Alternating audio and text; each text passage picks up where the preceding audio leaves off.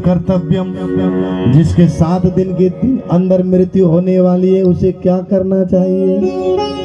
एक बात बोलूं आपको, बोलिए ना जी, हाँ जी तो बोल दीजिए। देखिए, हम जितने भी यहाँ कथा सुन रहे हैं और कथा सुना रहे हैं, चाहे यहाँ पंडाल में बैठ के सुन रहे हैं, चाहे गांव में बैठ कर के सुन रहे हैं, माइक से सुन रहे हैं, बाहर अंदर कहीं भी हो या भविष्य में सुनने वाले हैं, वो सब एक न एक दिन सबको जाना पड़ेगा और वो भी 7 ही दिन के अंदर चले जाएंगे। हम सब 7 दिन के अंदर जाएंगे। महाराज તમે તો 7 દિવસની અંદરમાં જવાનું વાત કરો છો, કાલથી અમે કથા સાંભળવા માટે ન આવીએ તો અમે તો બચી જઈશું, बच जाएंगे, है ना। कथा सुनने के लिए आए या न आए, बधाने एक दिवस 7 दिवस ने अंदर में जाऊ ज पड़े। ओ जेवी लीमड़ानी छाया एवी माता पितानी माया, माया राखवी पड़से, भजन मा आऊ पड़से। ऐसे ही संसार में आओ पड़से, पची जाओ पड़से, जाओ पड़ जाए। और बोलेंगे कि नहीं नहीं वो डूंगर बाजू अही कहीं डूंगर में आने लुकी ने छिपी ने बेही जाए तो भाई हमराज मने छोड़ी ले से वही छोड़वा दे नती महाराज। आया तो मकोड़ा थी लेने और बड़े बड़े हस्ती को भी काल एक दिन लेकर के जाने वाला है। इसलिए क्या करना चाहिए? जीव गोलाम ने गोटो एवं कन्हैया ने फोटो, दिल में राखवे पड़से, भजन में आओ पड़से। कन्हैया को दिल में रख लीजिए और दिल में कन्हैया को बसा लीजिए। राजा परीक्षित गदगद होकर के और कहने लगे, अच्छा प्रभु, और आप जैसे स्वयं साक्षात भगवान नारायण के स्वरूप आप सन्मुख प्रकट हो, विराजमान हो, तो मुझे मृत्यु के कोई डर नहीं है। आप तो मुझे मेरे मोक्ष प्राप्ति का उपाय बताइए। तो भागवत कथा प्रारंभ होने लगी और कथा शुरू होने लगी। जैसे ही कथा शुरू होने लगी, देवराज इंद्र हाथ में कलश लेकर के और गाजते हुए नाचते हुए झूमते हुए आ रहे।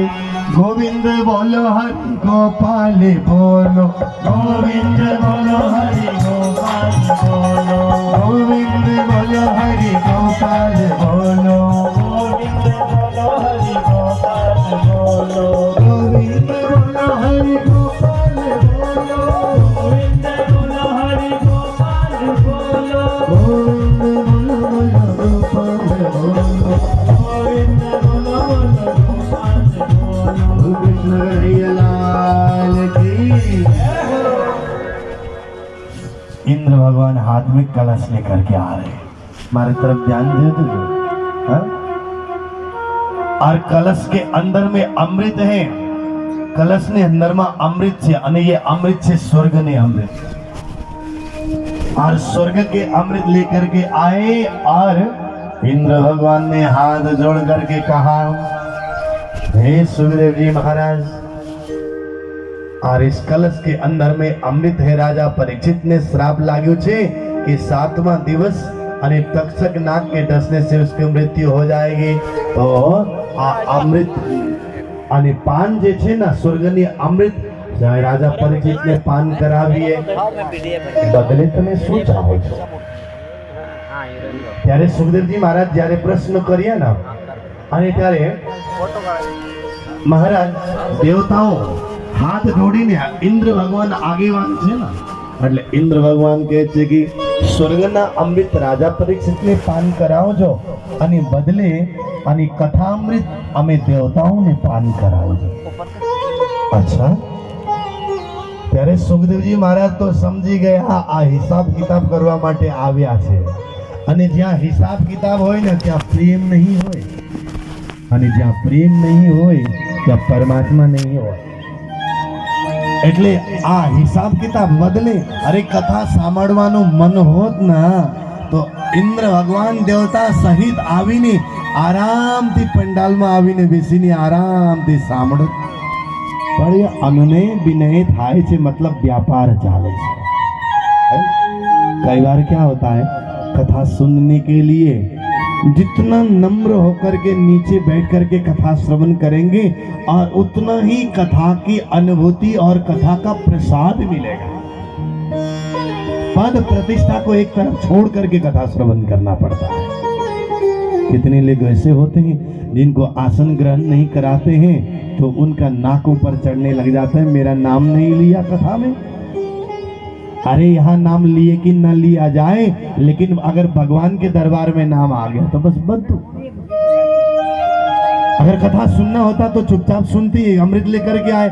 सुखदेव जी महाराज ने कहा, राजन તમે તમારા માટે હું કથા તમારા માટે જ હું આયા આવ્યા છું।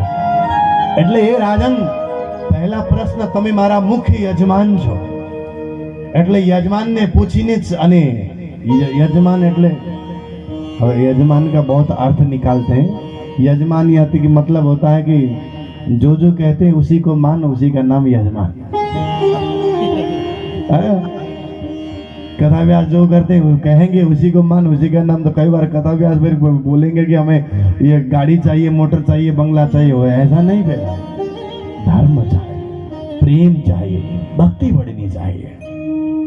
मुझे कुछ लोग कहते हैं कि महाराज તમે कथा करो छे, मेरे 262 नंबर की कथा है, कितना पैसा ले छे तमे, है ना। मैं उनको बोल देता हूं कि आप कथा करवाइए। आप कथा करवाने के बाद में आपकी जो श्रद्धा होगी उस श्रद्धा के हिसाब दे दीजिएगा। लेकिन इतना ही है, मैं कभी डिमांड नहीं करता, क्योंकि अगर मैं डिमांड करने लग जाऊंगा तो फिर कथा बेचना हो जाएगा ना। कथा व्यापार नहीं है, ये कथा तो है ना प्यार है, व्यापार नहीं है, प्यार है। कथा सुनने के बाद में युवाओं में जागृति आनी चाहिए। कथा सुनने के बाद वृद्धों में वैराग्य आना चाहिए। कथा सुनने के बाद में और बालकों में संस्कार आना चाहिए। खिलौने अगर बालकों को न मिल जाएं, थोड़ी देर के लिए रोएंगे, लेकिन अगर बालकों में संस्कार न मिल जाए तो जिंदगी भर रोएंगे। उसको खिलौने मिले या न मिले, खिलौने मत दीजिए, दिन भर रोएगा। अगर आपने संस्कार नहीं दिया तो जिंदगी भर रोना पड़ेगा। कथा व्यापार नहीं है, कथा प्यार है। इसलिए महाराज, कथा का कोई डिमांड नहीं। परमात्मा की कृपा, सबसे बड़ी संपत्ति प्यार है। हर कोई किसी से प्रेम नहीं कर सकता, क्योंकि ये प्रेम के आंगन में दिया जलाती हूँ, न मंदिर जाती हूँ, न मस्जिद जाती हूँ, न गुरुद्वारा जाती हूँ, क्योंकि मैं तो प्रेम के दीप आंगन में जलाती हूँ। मैं कहीं नहीं जाती हूँ, घूम फिर करके फिर आती हूँ, क्योंकि मैं तो आंगन में ही प्रेम के दिए जलाती हूँ, क्योंकि मेरा मंदिर ही मेरा आंगन है, क्योंकि मैं प्रेम की दिया आंगन में जलाती हूँ। इसका मतलब ये नहीं कि मंदिर मत जाओ। मंदिर संस्कार की पाठशाला है, मंदिर जाना ही चाहिए। और यहाँ मंदिर बना हुआ है तो प्रत्येक ग्रामवासियों को ऐसा एक नियम बनाना चाहिए, हफ्ते में एक बार, सैटरडे हो या संडे हो, शाम के समय में अपने अपने बच्चों को लेकर के आइए मंदिर में, सब मिलकर के भजन गाइए। आप आगेवान भजन गाइए, बच्चों को भजन गाना सिखाइए। और बच्चे लोगों को ये नहीं कि आपकी जिम्मेवारी बनती है, मंदिर बन गया, पाठ पारायण हो गया, भागवत कथा हो गई, छुट्टी, हमने गांव में भागवत लगाए थे करके, अब ये नहीं है। इतना ही नहीं, मंदिर में बच्चों को लेकर के आए। ये पाठशाला है, जिस पाठशाला में आप भेजते हैं पढ़ने के लिए, वहां शिक्षा मिलती है। इस पाठशाला में दीक्षा मिलती है। उस पाठशाला में संपत्ति कमाने के लिए आप पढ़ा रहे हैं, इस पाठशाला में संस्कार कमाने के लिए भेजना पड़ता है।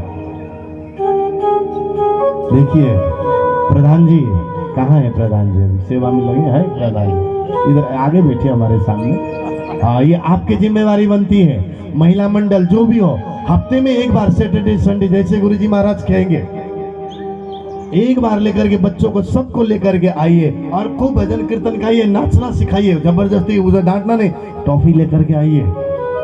हाँ, खूब ज्यादा टॉफी लेकर के आना, और बच्चों को मुट्ठी भर भर के टॉफी दीजिएगा, 2 4 5 मत दीजिएगा, पूरे मुट्ठी भर भर के दीजिए। सारे गांव के बच्चे आएंगे महाराज। कभी किसी दिन घर के गांव की बेटियां ब्याह करके दूसरे गांव में भी चले जाएंगे ना, बोलेंगे वहां प्रणामी मंदिर में हम पहले जा करके बहुत सेवा पूजा करते थे, हमें टॉफी बहुत मिलते थे। राधे राधे। आनंद आएगा कि नहीं आएगा? बोलिए ना जी, करेंगे ना? ये करना शुरुआत करिएगा जैसे कथा का विश्राम होने के बाद। इसलिए कहने का भावार्थ क्या है, घूम फिर करके सबके साथ ही दिन के अंदर में मृत्यु होने वाले, कोई बचने वाले नहीं है। राजा परीक्षित वही अमृत। एक बात, अब मैं आपको एक रहस्य सुनाने वाला हूं जो गूढ़ रहस्य है। मेरी तरफ आंखों से सुनना पड़ेगा, आंखों से देख करके। स्वर्ग के राजा इंद्र स्वर्ग के अमृत लेकर के आए और उन्होंने आकर के कहा मुझे कथा सुनाइए, और स्वर्ग के अमृत राजा परीक्षित को पिलाइए। और भागवत में स्पष्ट लिखा हुआ है देवताओं को भी भागवत कथा सुखदेव जी महाराज ने कथा नहीं सुनाई। रहस्य है ये। राजा परीक्षित को सुनाई, देवताओं को कथा नहीं सुनाई। सुखदेव जी महाराज ने न ददौ सो कथामृतम, क्योंकि ये स्वकार्य कुशला सुराहा। ये देवता अपने कार्य करने के लिए बड़े कुशल होते हैं। देवताओं को भी अभक्त जान करके कथा नहीं सुनाई, तो यहाँ पंडाल में बैठे हुए सुन रहे हैं, हम सब सुना रहे हैं। अपने आप को धन्य भागी मानिए जो भागवत कथा देवताओं को भी नहीं मिली, और वो कथा हम आप सब मिल करके सुन रहे हैं और सुना रहे हैं। तो हमारे भाग्य कितना है, तो हम तो देवताओं से भी देखिए हमारे भाग्य बढ़ करके। इसलिए भागवत कथा को साधारण मत समझिएगा। जो भागवत कथा के विरोध करने वाले हैं उनकी ताकत नहीं है भागवत करने के लिए, उनकी हिम्मत नहीं है, इसलिए भागवत के विरोध करते। वाणी मिल गई तो भागवत की जरूरत नहीं है। अरे महाराज, वाणी मिल गई भागवत की जरूरत नहीं है, लेकिन महामती स्वामी श्री प्रेरणा जी ने श्रीपाद नौतनपुरी धाम से लेकर के पद्मावतीपुरी धाम तक और अष्टप्रहर की सेवा तक उन्होंने भागवत के चर्चा और वाणी की चर्चा नहीं छोड़ी। और आप कौन होते प्रेरणा जी से बड़े जब भागवत को छुड़ाने वाले? एक चम्मच पानी लेकर के डूब जाना चाहिए।